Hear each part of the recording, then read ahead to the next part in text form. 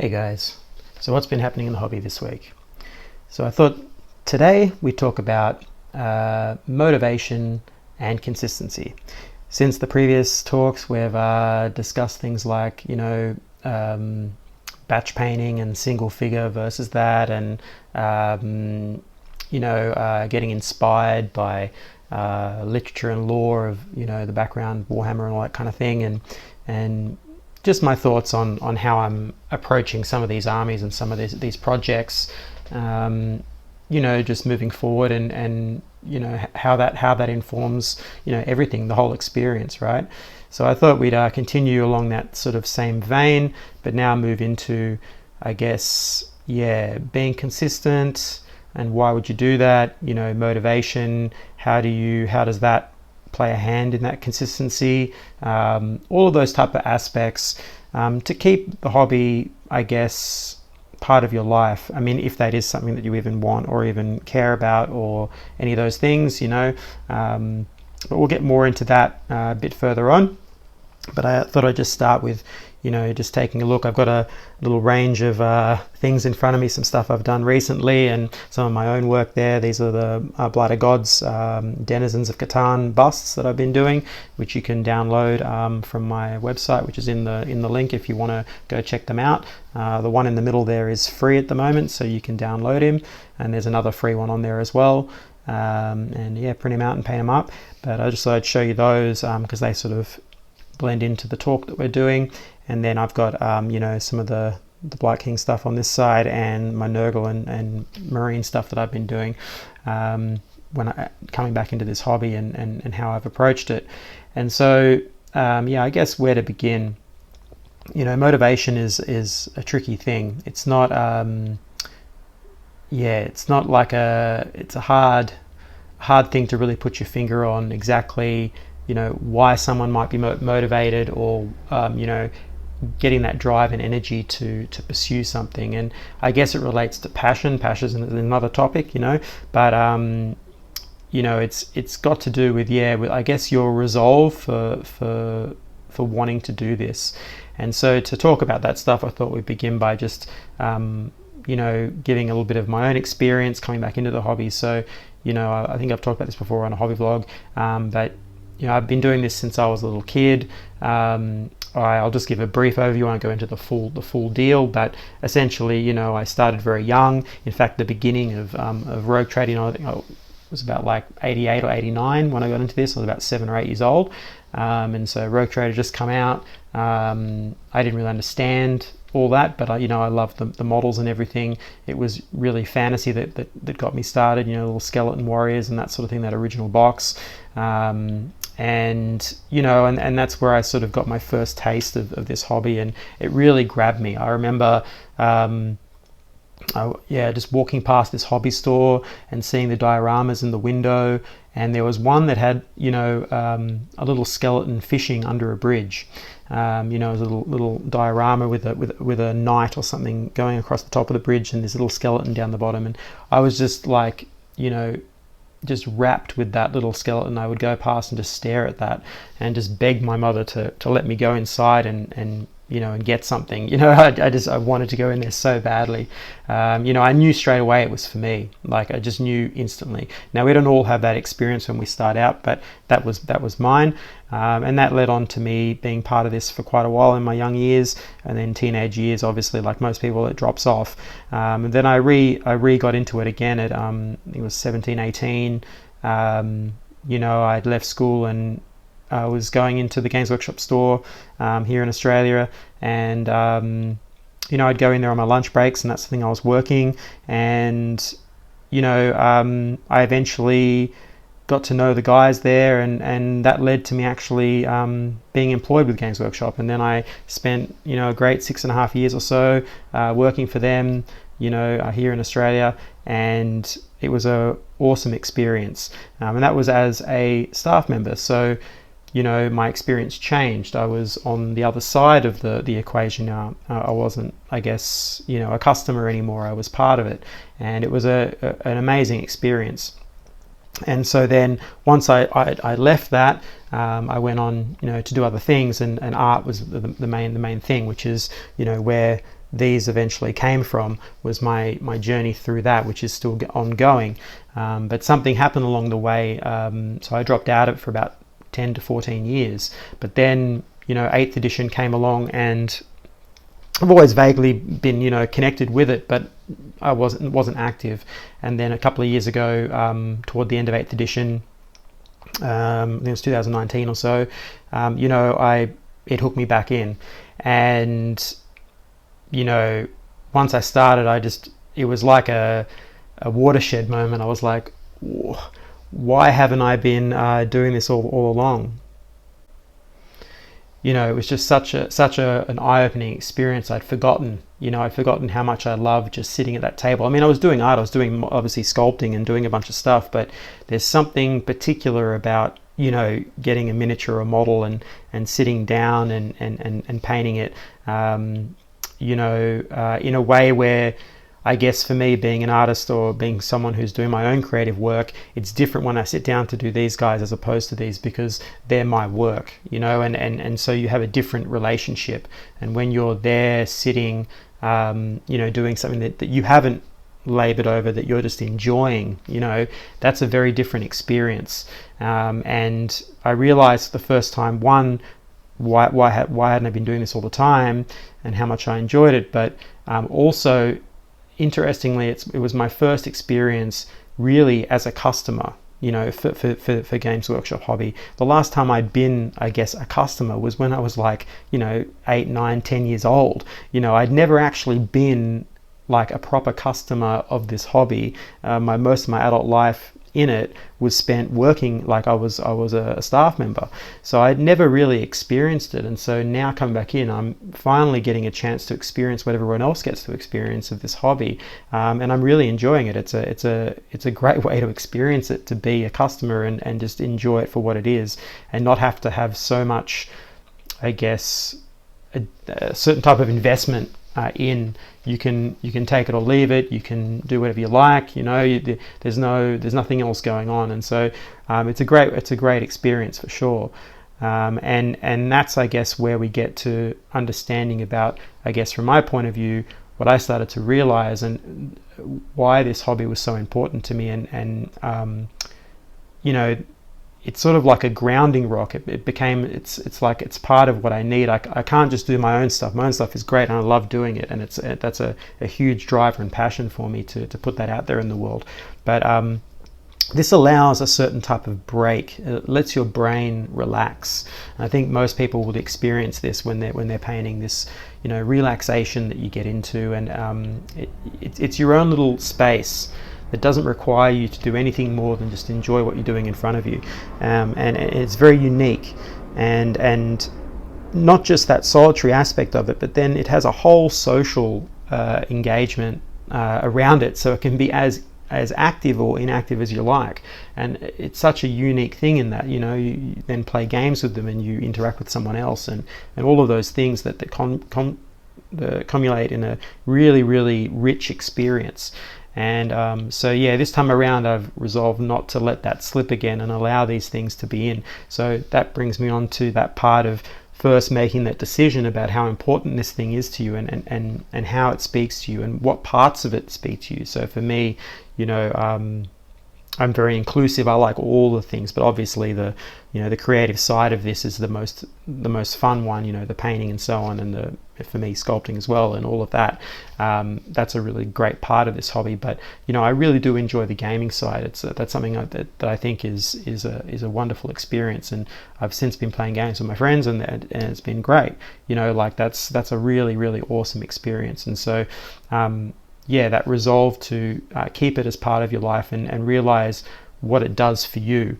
Now you may not have the experience of having grown up with it, or even worked for the company or done that kind of thing, but wherever your stage is with this hobby, whether it's a few days in or a few years in, spending a few moments to contemplate what it does for you. This is a very expensive hobby and all that stuff, but there's a reason why it's lasted so long, and why it continues to last in the face of a digital age.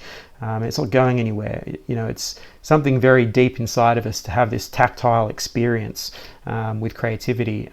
You know, it's unique for sure.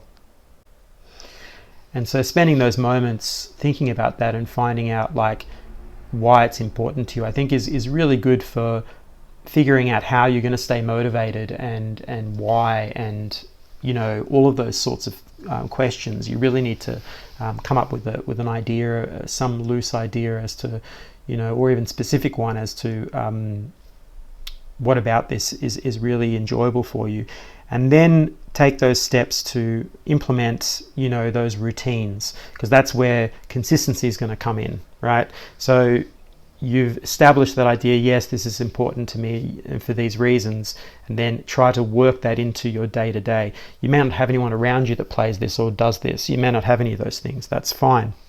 There's online communities, there's, you know, tournaments you can go to, there's clubs out there that you can go and connect with, even if you don't have any friends that actually do it, and find those elements that draw you to this. Or it might be a totally solitary thing, you just like doing this for yourself on your own, and or like in the case of myself and others, you know, part of that motivation and consistency and way to tie that all together is by, you know, showing it to the world, setting up an Instagram page or, you know, YouTube channel, Facebook page, or whatever it is, and, you know, showing your work as you go and having that process. It keeps you accountable. It gives you a sort of a timetable to work towards. You know, I better, you know, release that thing. I better show people that work, and so that can keep you motivated as well. Another element of motivation, and also then consistency, which helps, because now you've got like this body of work that you're photographing and that you're looking at over a period of time, and then you can see development and changes, and you become closer to that experience and able to critically look at it without getting too caught up in the addiction part of social media and all those sorts of things.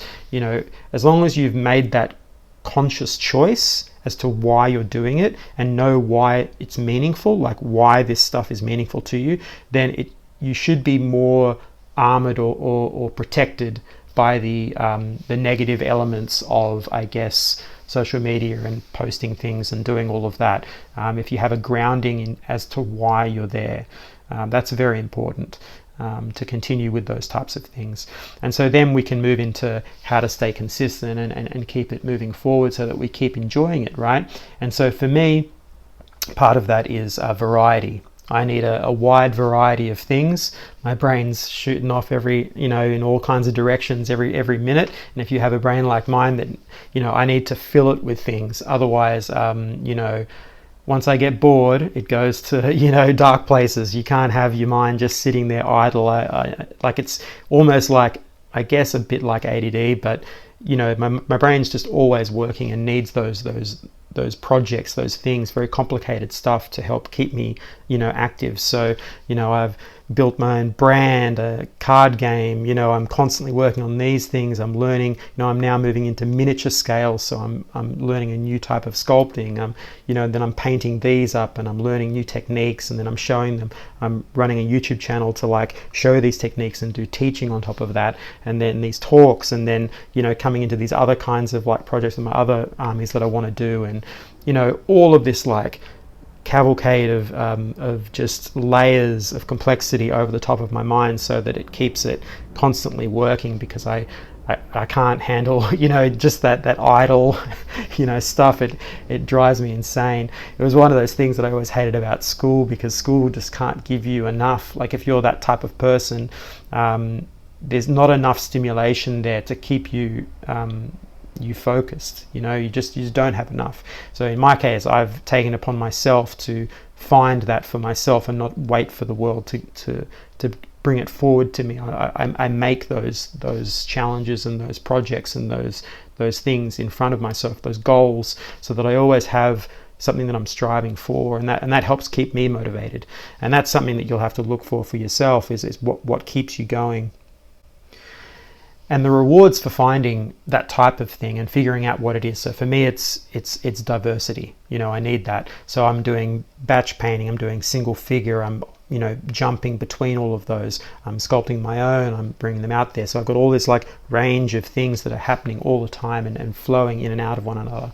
And then I keep myself accountable by doing these types of social media things and these public things where it keeps me honest and keeps me moving forward.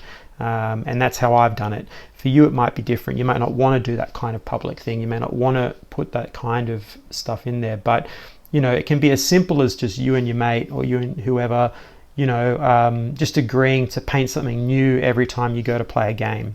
And that game might be only once every 3 months or something, or once a year.